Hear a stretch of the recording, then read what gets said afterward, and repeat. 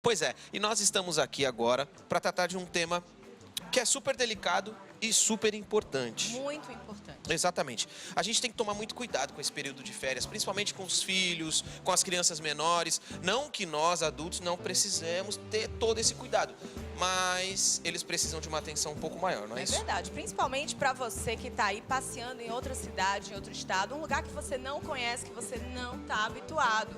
Porque aqui em Fortaleza, por exemplo, na verdade o nosso Ceará, a gente aqui conhecido como a terra do sol, nosso mar quentinho, sempre quentinho, gostosinho, Sempre bom. sempre Terra praias do caranguejo. belíssimas, fora o caranguejo, um clima super agradável, uma gente que recebe a gente de forma tão calorosa.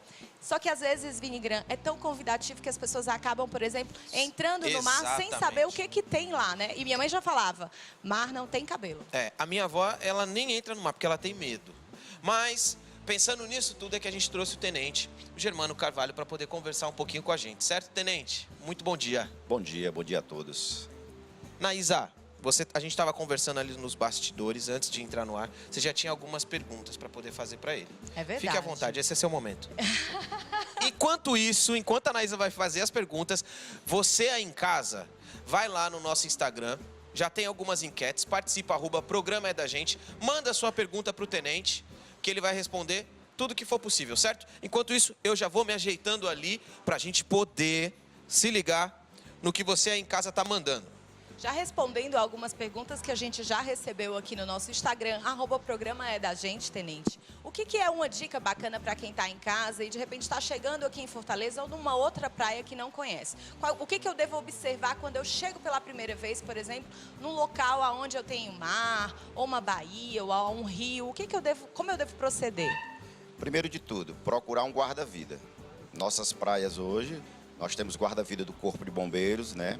Então vai lá, pergunta, né, que ele vai te dar a orientação, com certeza, vai te dar a orientação, o grau de risco daquela praia. Então é muito importante você conversar com o guarda-vida. E outra é, não ir logo entrando sem conhecer, porque aí é que mora o perigo, né? Então você tem que, antes de mais nada, saber os riscos daquela praia, daquele local onde você se encontra, principalmente se você não conhece.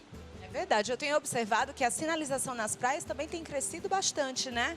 Sempre tem uma placa ou outra indicando se é apropriado, se não é apropriado, se existe algum risco. Esse é um trabalho do Corpo de Bombeiros? Esse é um trabalho do Corpo de Bombeiros, sinalizar as praias, mostrando que aquele local existe o perigo. E também colocando nessas áreas, né, aumentando o nosso número de guarda-vidas para proteger, principalmente nesse período de férias.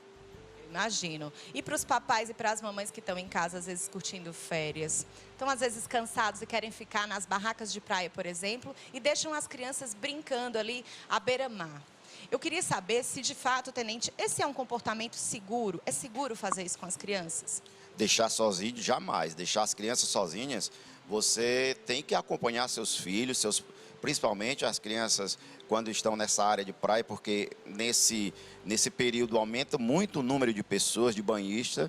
Então, nesse detalhe, você tem que acompanhar, não jamais deixar a criança sozinha, né? É uma vigilância dos pais, ali dos parentes, ficar sempre de olho nas crianças, né? Mesmo que as crianças estejam identificadas com essas pulseirinhas que você Isso. comentou, né? Hoje o Corpo de Bombeiros, né, coloca na criança, com a autorização dos pais, entrega uma pulseira que tem a identificação, né, o telefone do pai.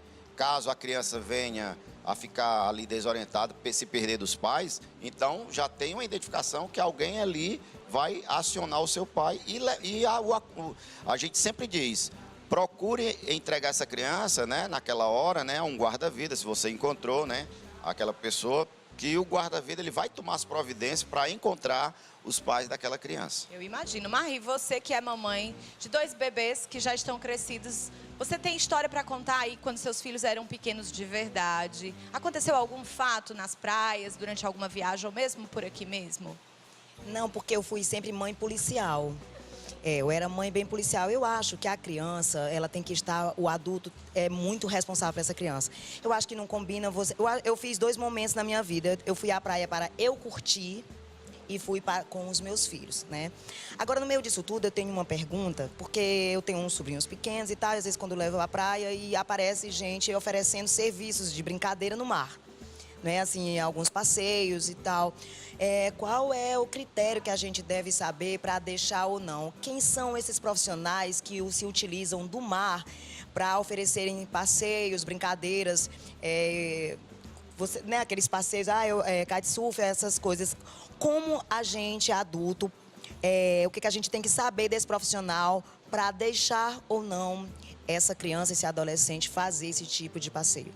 Primeiro de tudo é saber se ele é credenciado, né, pelo algum órgão, né? Mas como que lá na hora eu consigo saber se ele é credenciado? Vou dar aqui uma dica. Por exemplo, tem os passeios, né? E você tem que ver logo se esse passeio dentro da água, o pessoal está com coletes, né? Porque se ele não tiver colete, e lógico, esse pessoal que faz esse tipo de trabalho, ele tem uma autorização, né, de um órgão competente, lógico, que vai identificar que ele está autorizado a fazer aquele tipo de serviço, né? Então, mas principalmente, o conselho aqui que o Corpo de Bombeiros dá é que você não deve entrar num barco, ou então em qualquer tipo de brincadeira que você falou, sem estar com pessoas experientes naquela água. Se tem pessoas com colete salva-vidas, né? Que isso aqui mora o perigo. Você fazer uma travessia na água sem um colete salva-vidas, né? Então isso A mesma coisa acho que acontece com os passeios com veículos nas praias, né? Aqui em Fortaleza, em todo o litoral do Brasil, é super comum para facilitar, para otimizar o tempo do passeio, a gente pegar aí veículos e sair. E a gente sabe que existem determinados tipos de cooperativas que fazem o credenciamento dessas pessoas, mas existe uma fiscalização do Corpo de Bombeiros? Aí já não é essa parte de fiscalização dos veículos, né?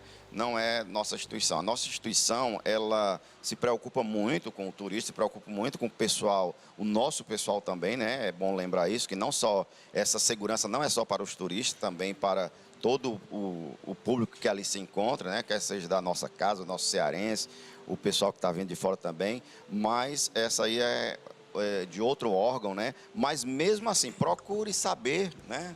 Procure saber se esse veículo está credenciado, que ele tem algum tipo de identificação. É esse o conselho que a gente dá. A nossa parte, a gente está lá com os nossos guarda-vidas, preocupado, pode pedir uma orientação também ao guarda-vida, né?